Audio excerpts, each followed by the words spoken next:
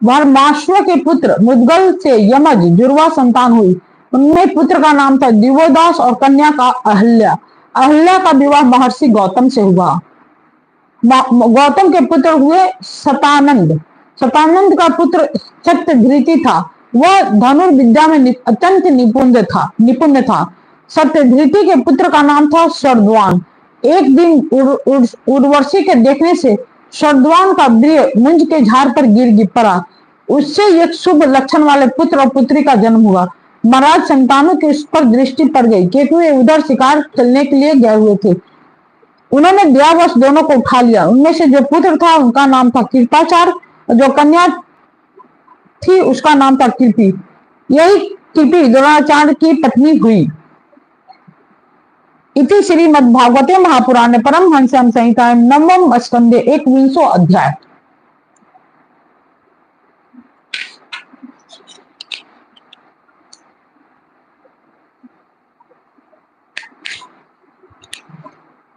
अतः 22वां अध्याय।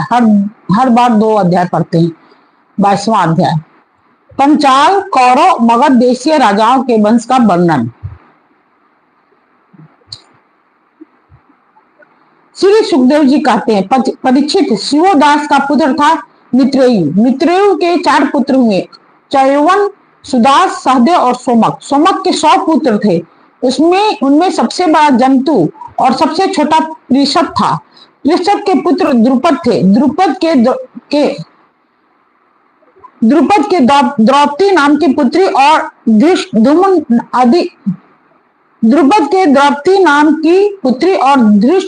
आदि पुत्र हुए। धृष्टद्युम्न का पुत्र था धृष्टकेतु। वर्माश्व के वंश में उत्पन्न हुए ये नरपति पंचाल कहलाए।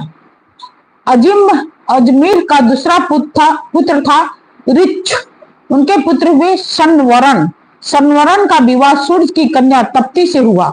उन्हीं के गर्भ से कुरुक्षेत्र के स्वामी कुरु का जन्म हुआ। कुरु के 4 पुत्र हुए, परीक्षित, सुधन्वा, जुहुयु और निषधासो।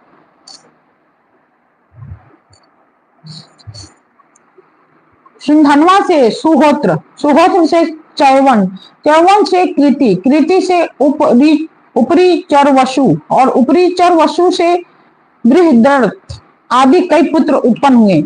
उनमें बृहदर्थ, कुशाम्ब, मत्स्य, प्रत्यग्र और चेदीप आदि चेदी देश के राजा हुए। बृहदर्थ का पुत्र था कुशार्ग।